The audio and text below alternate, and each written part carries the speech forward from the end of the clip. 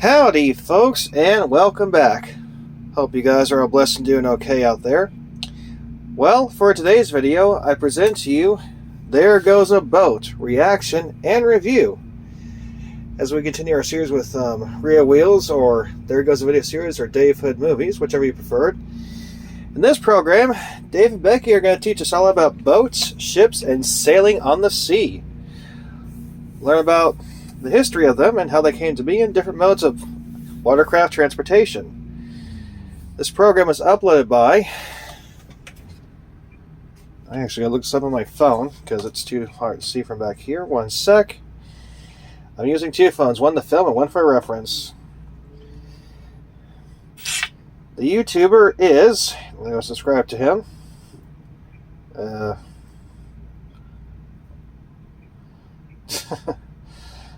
Here we go. Louis Olivis Azalevius. And I hope I said that right. So shout out to him for uploading this video. This was released in, or should I say, on. I'm a little slow today, guys. I do apologize, but this is a reaction review video.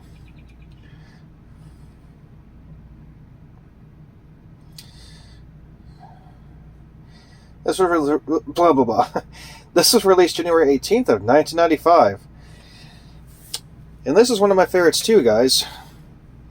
I used to be a huge transportation buff and I focused on all modes, but now I'm mostly focused on trains. Sailing and ships I thought were really cool too, besides airplanes and everything else. When you're a kid, you don't know what you like yet. You're still discovering things, so you're pretty much taking everything you can. Anyway, for this program, my usual disclaimer. I am not paid, I am not sponsored, I am not endorsed to make or upload this video or film it. I'm not making any money off of it. Excuse me. All credit goes to the respected owner and creator of the original content. I do not own the rights to this. I do not take credit for it. This is being done for fun, educational, historical, and preservation purposes only. Get it? Got it? Good. Alright, let's take a look at There Goes a Boat. It's a little loud, I bet you just the volume a bit.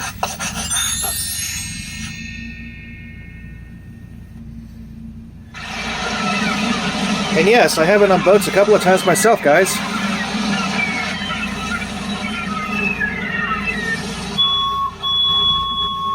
Hey kids, get set for There Goes a Boat. So cast away and come on aboard. Everybody likes boats, but what makes them float?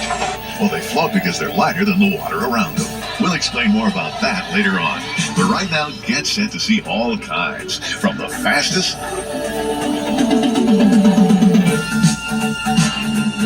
to some of the biggest. Oh yeah. Even some that go underwater.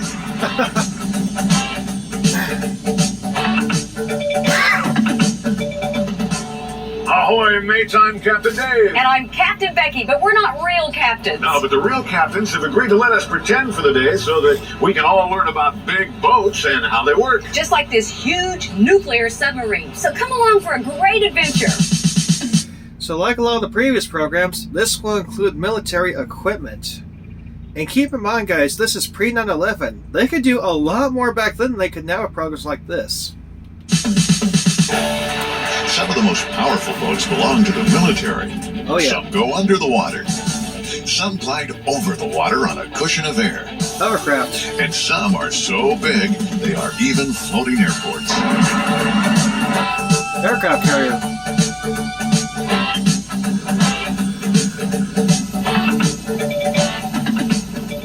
Wow, the military has all kinds of neat boats. Each one's designed for a specific purpose. They're all just a little bit different. Now, this one behind me is what's called an Aegis cruiser. It has the latest, greatest radar technology, and it fires missiles. Watch out, missile coming in. Look what they gave us. Oh, hats. And the captain has invited us to go on board. Ooh. On board? Come on along. Permission to come aboard, sir. Permission granted, David Becky. Welcome aboard. Where's the captain? Right this way. Thank you.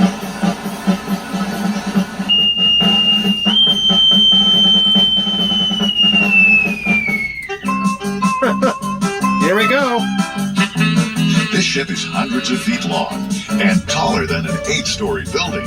A guy could get lost looking for someone on this boat. It's like a maze, basically. They look like some kind of hatches or something. I don't know. Anything like that. Warning, stand clear of... Launcher deck! Yikes! Uh-oh. Get out of there.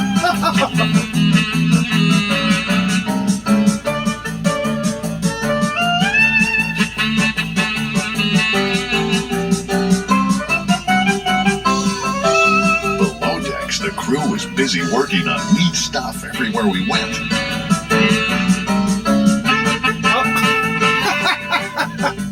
Dave, you're not really a captain.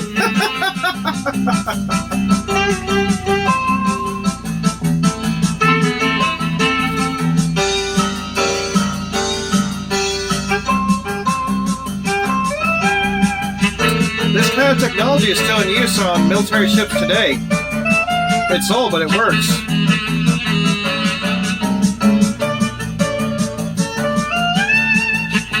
Nope. Don't mess with that, Dave.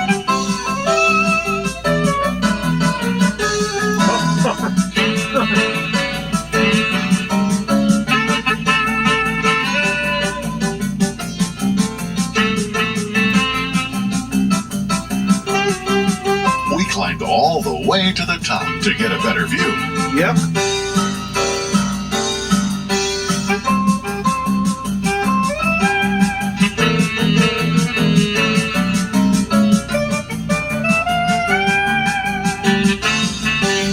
Woo-wee.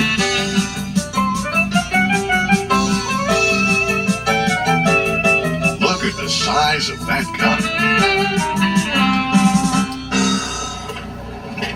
Excuse me, but do you have any idea where the captain is? We've been looking all over for him. Yeah, he's down there.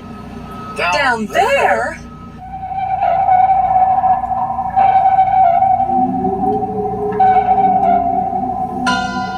Cool.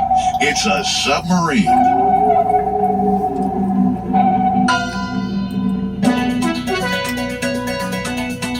So that's one thing I have not yet done with watercraft is actually go on a submarine. I think it'd be cool to go underwater on maybe like a little exploration tour of the ocean and look through a periscope. That'd be pretty cool to do.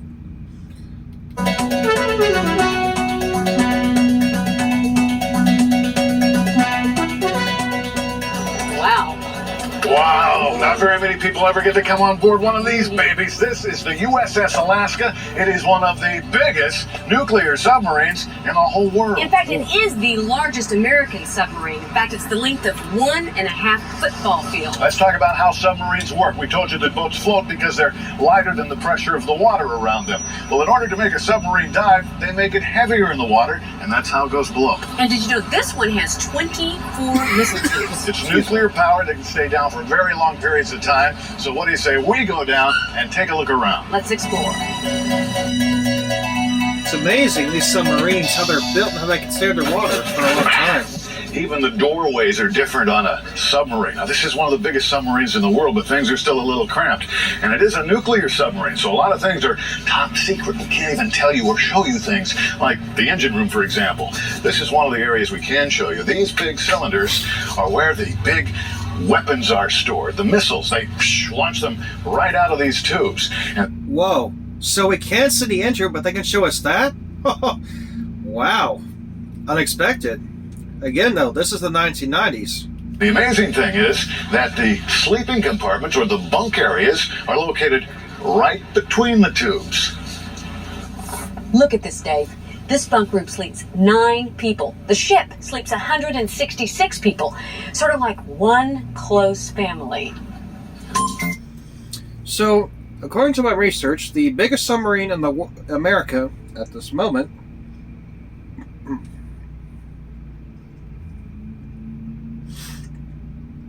sorry guys, I'm kind of eating while I do this, is the Ohio-class nuclear-powered submarine. Largest ever built in the U.S. And it weighs over 18,000 tons. Wow, that's big. Well, something like that. This sub has all the comforts of home. There's even a restaurant on board. Now, you're probably wondering how all the guys on board a submarine breathe when the submarine is underwater. Well, it's pretty simple. These machines here make the oxygen. They take the water, which is made out of hydrogen and oxygen, and they electronically split it apart. They throw away the hydrogen and keep the oxygen and breathe it. Sounds complicated, but cool.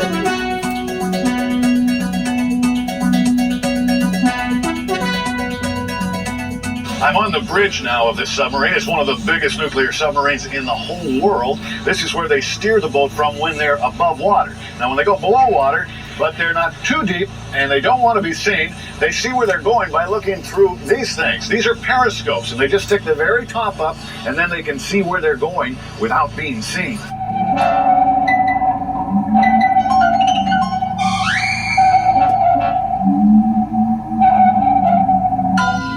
Hey kids, looking through a periscope has always been a dream of mine. And as you can see, by pressing this button, I can see in a complete circle. And by turning these knobs, I can see close up or far away, or up or down. Wow. Yep, I feel like a real captain. This is the view looking through the periscope.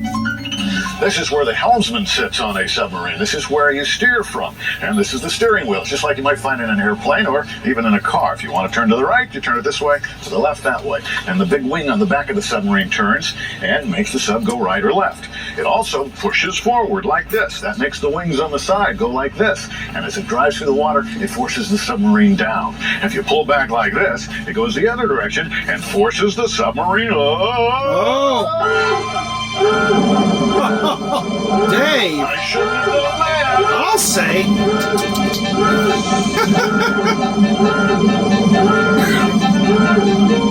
But that is actually how they work.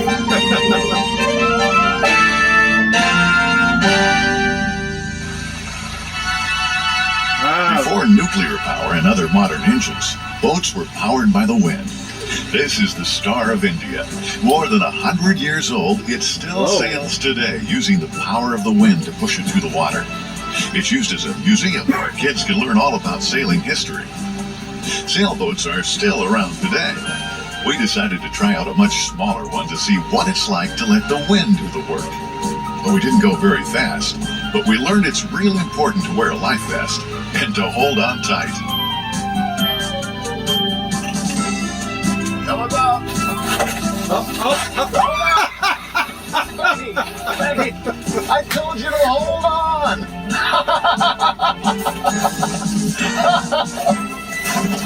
I'll come and get ya.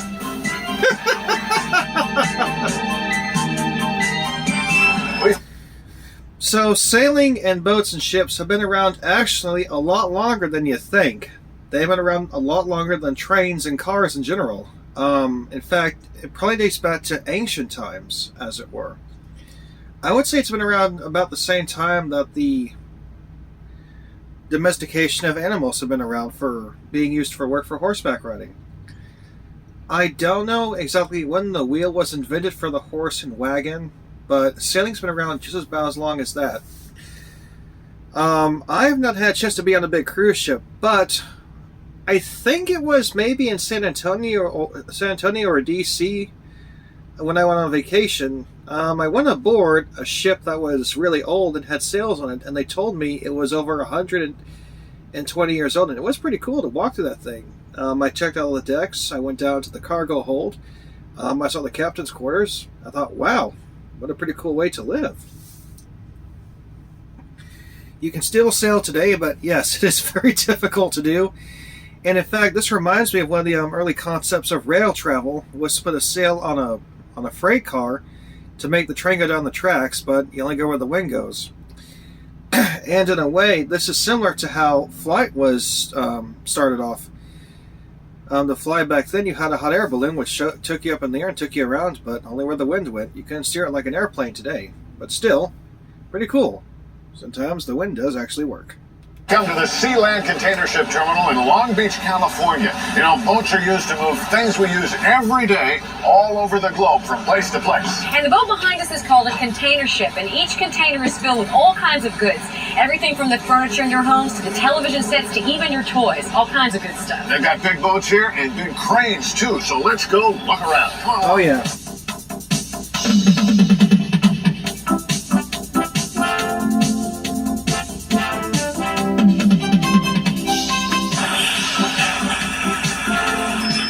This is pretty cool.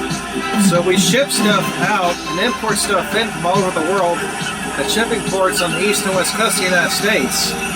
These container ships weigh about 70 million tons and carry. This big crane behind me is really neat. It's called a hammerhead crane. And what it's used for is just one purpose, and that is loading and unloading the containers off of these cargo ships. What it does, it comes down, has kind of like a big claw on it, as you can see back there. The claw locks onto the container, picks it up, takes it over, and puts it in place on the ship. Another name for that is a MyJack crane, which railroads also use in a similar fashion for unloading containers from flat cars, putting them on the semi-trucks.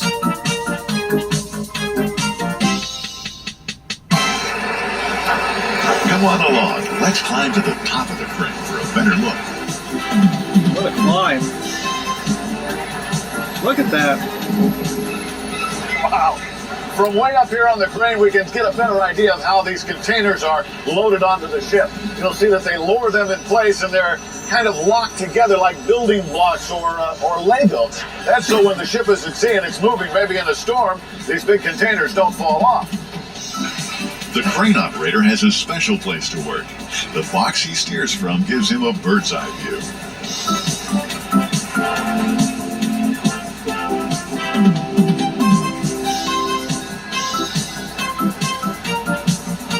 They have a lot of weight to the ship, but it stays afloat.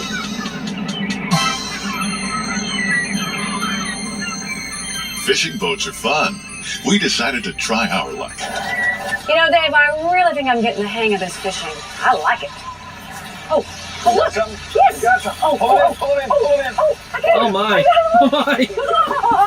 Good catch. By the tail. And look How at did the you do that? size of it. That is not a big fish. It is not a big fish. We're going to use this fish for bait. That's a great big Let fish. me show you how to do it right. Uh-oh.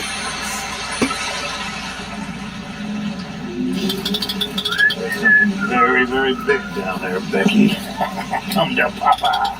Right, like you're going to catch a bigger fish than me. Oh. Oh my goodness. Oh my gosh. It's huge. Oh, it's huge. Save the fish. Oh my. Look. So I love seafood.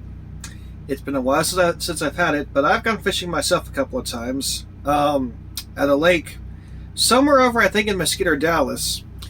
And the biggest fish I've ever caught was a pregnant catfish once, and I think we kept the eggs and had some caviar. It was salty, but I liked the catfish itself. My favorite seafoods are shrimp, catfish, jambalaya. I like a shrimp gumbo myself, lobster, and crab. It's been a long time though. My fiance doesn't like fish. I tell him, you're missing out, honey. Fish is good for you. It's brain food. Besides catfish, I also enjoy tuna and salmon on occasion. But fried catfish, oh, I could eat that all day. Really good stuff. Look at the size of this boat. It is really big. All clear.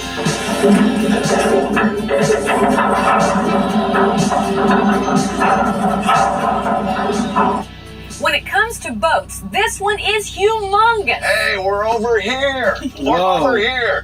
This is a tanker, and tankers are the biggest ships afloat. Period. This one is about 3 football fields, and it carries enough gasoline to fill 1,000 swimming pools. And believe it or not, this is really just a medium-sized tanker. They get much larger than this. So Whoa. what do you say we take a look around and see how things work? Wow. Hey, that is big.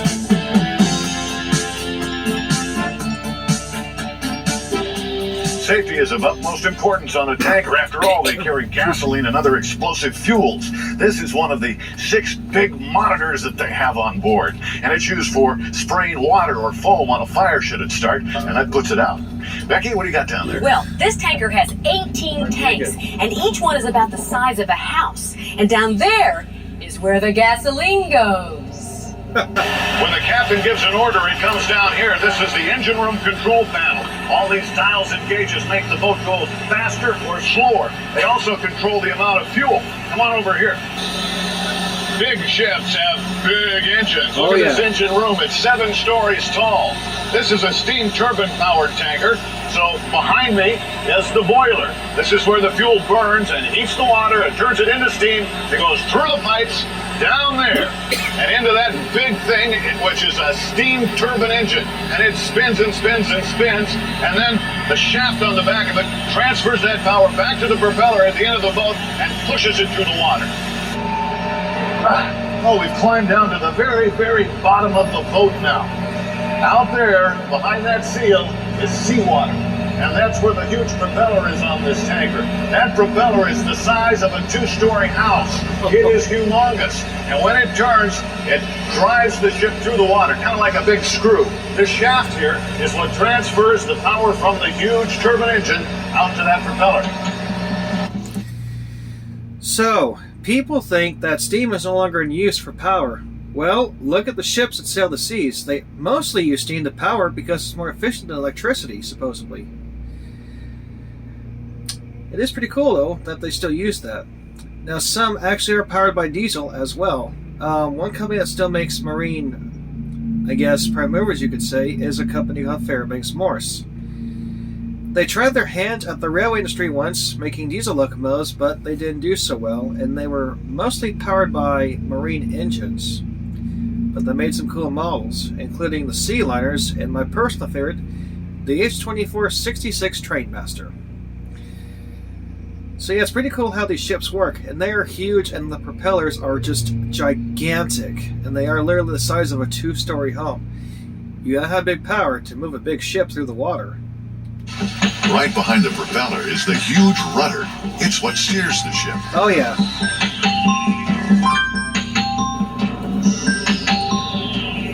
Hi, I'm Justin Johnson, captain of the Arco Sag River. This is probably the best job I've ever had. I really enjoy my work here at Arco. And if any of you are interested in becoming sailors and stay in school, get an education, and maybe someday you can be standing where I am.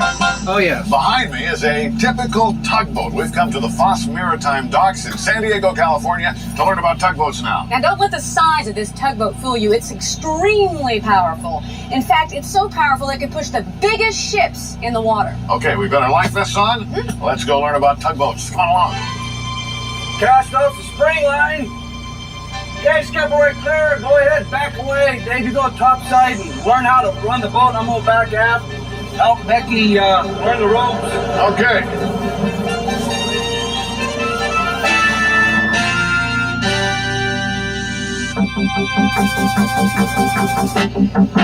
Tugboats are small, but they are very powerful indeed. If you look at small diesel locomotives compared to big ones and small steam engines, you don't think much of them, but they can do a lot. Becky, I'm going to nose this boat right up there, this tug right up against that one, and then the idea is you toss the line up so the crew guys up there can grab the line. That's what they told us to do. All right, I almost got her up there. Gosh. I'm going to back off just a little here so we don't bump into it. Go ahead and throw that line up there. Throw it up. Hey, Becky. Yes. That's not the right line. You can't throw that line. You can't even lift that line. Well, what line do I use? Try this one. Now you tell me. Throw that one up. They'll hook that rope on and pull the big one up. All right. See if I can remember how to do this. Watch your head. Oh! Oh! Probably takes a few tries. Oh, shoot. It doesn't matter if it's perfect, obviously. Yeah! There you go, Becky. I knew you could do it, Becky.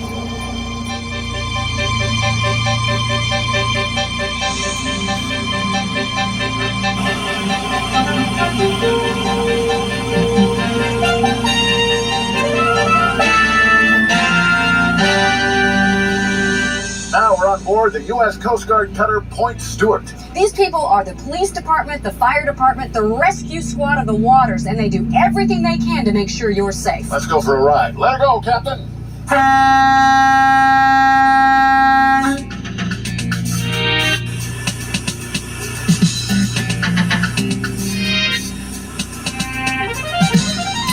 Coast Guard. These brave men and women have to work in some of the most dangerous situations you can imagine. But the good part of their job is that they get to work on all kinds of boats. Oh, yeah.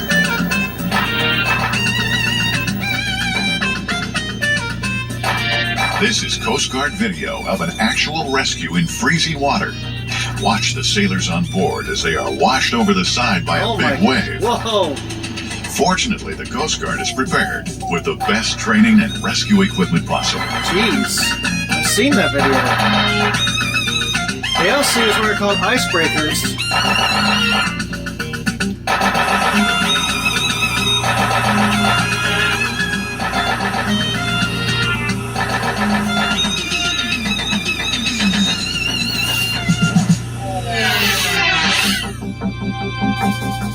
Now we're all ready to learn about boats and what they can do. One of the neatest boats around is called a cruise ship. That's what this is. And what makes it so unusual, it's not just a boat, it's a floating hotel. Now, the nice people at Norwegian Cruise Lines have agreed to let us go on board and take a look around, but the ship leaves in just about a half hour, so we gotta hurry. Come on.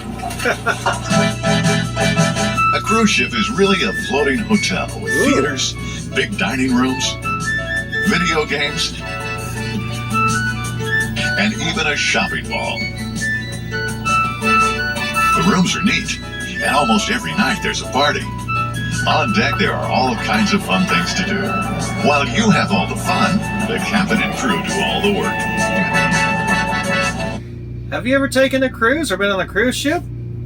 Something that me and my fiance are thinking about doing in the future.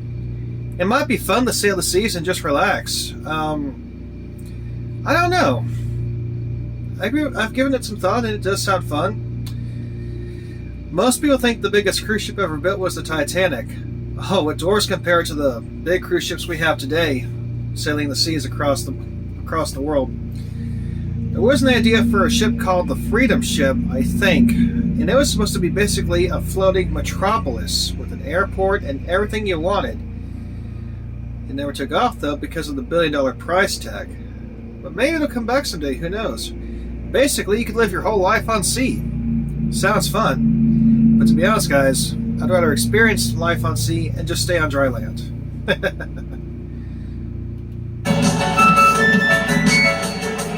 Wow, Becky, look at this. There's even a swimming pool on. Boy, it is. There you This go. looks like fun. I could really get used to this. Now, don't you get too used to it, because we're just guests. We don't have any tickets. Well, that's We gotta right. get off the ship before it leaves. Right. This is a perfect time, though, to talk about why boats float. Well, by now we've seen lots of boats, and you're probably wondering how they float. After all, they're made out of steel, and with lots of people on them, they weigh a lot. Well, the fact is that water is heavy. Now, here's an experiment that you can try at home in your bathtub. All you need is a bucket. Pretend this is the boat. The water, because it's heavy, pushes on the bucket. If you put your hand in it, pretend you're people on the boat, you can feel the water pushing back, pushing against the sides of the boat. That's what keeps it afloat. Basically, the water is heavier than the boat. That's right. This is the life, huh? Isn't it? I just want to pretend like I'm on vacation. Let's pretend, just for a little while, though, because the boat's going to be leaving soon. We got to get off. It's big, hot. Oh, yeah. Sorry about the noise, guys. They're mowing the lawn outside.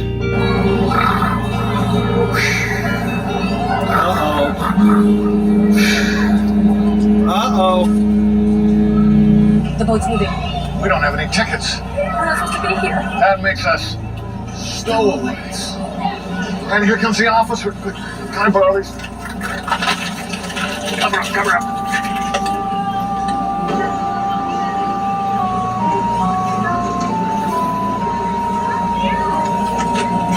That was a close call. Let's get out of here.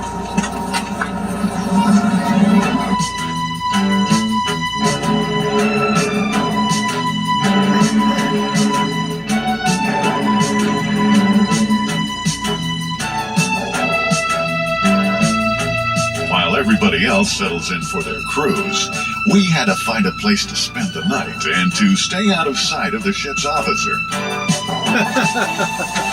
Wow, look at this. This must be the laundry room. Look at the size of these They're washers.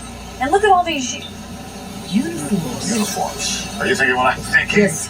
Disguise. Disguises. Hell, you can.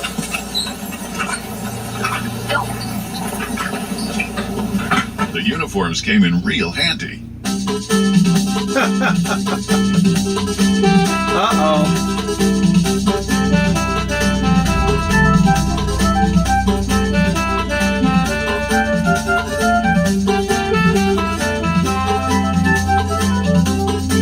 There you go.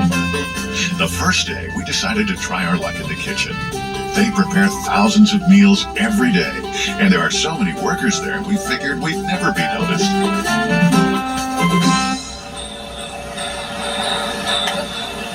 Oops. Very funny.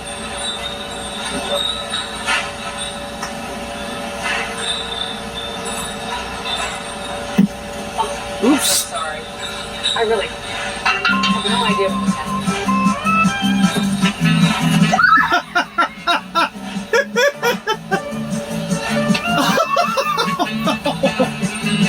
Classic comedy from the old days. Oh, she got him.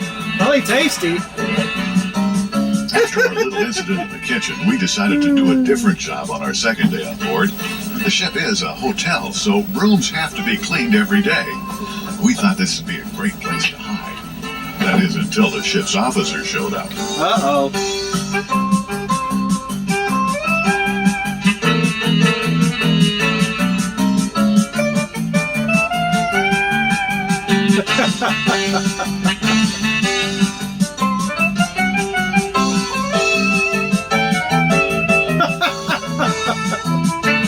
Oh, Lord.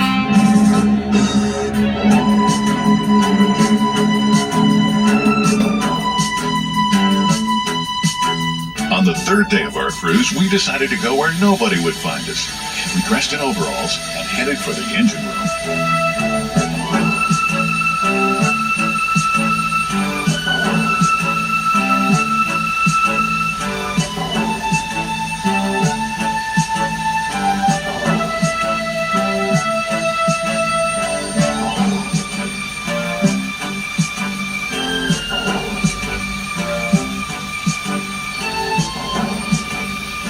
The engine room was lots of hard work, and boy is it hot down there. Oh, yeah.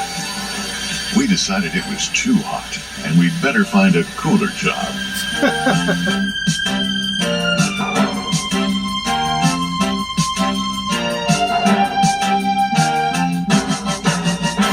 Meanwhile, the officer was right on our trail.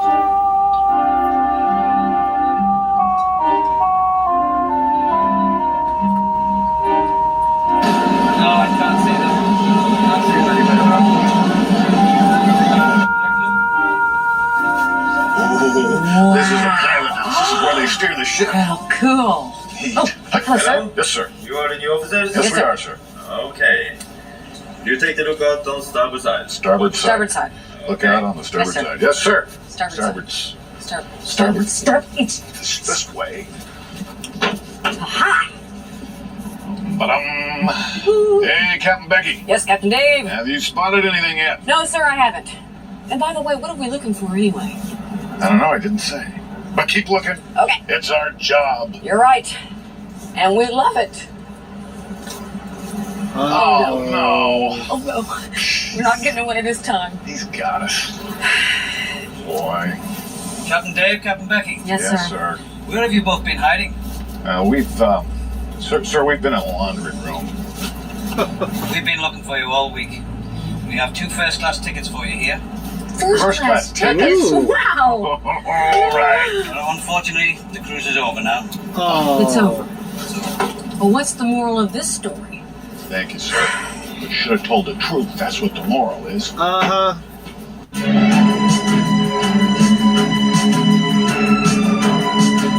Well, if we had told the truth, we would have spent all that time relaxing in first-class comfort instead of trying to hide.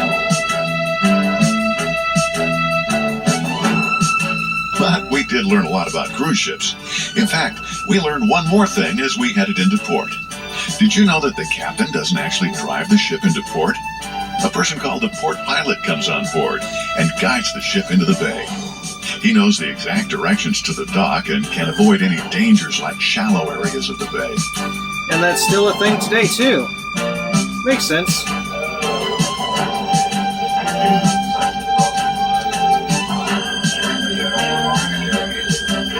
It wasn't long before we were safely alongside the dock and our cruise was over.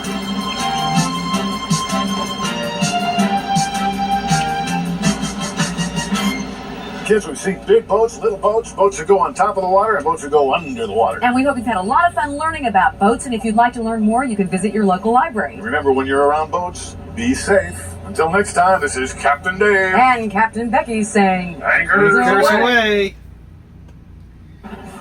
Hi, I'm Doug Hall, bosun mate first class with the U.S. Coast Guard, reminding you to know where your life jacket is and know how to use it. Have fun boating, and if you get in trouble, call us. Please be safe on the seas, guys. Boat safety is important just like train safety is. If you're on a cruise ship, know where the lifeboats are and where the life vests are. One thing they didn't talk about, though, I wish they would have covered, was a canal and how that works, or locks on a river. Basically, it's like a water elevator. A boat goes in, the water goes down or up, moves to the next lock, and the same thing happens till it passes through the canal.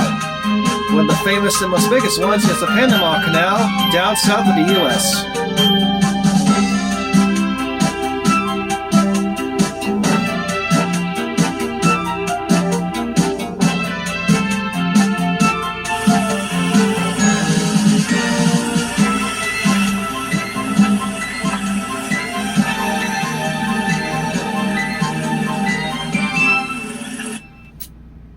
Well, pretty cool. There you have it, guys. There goes a boat.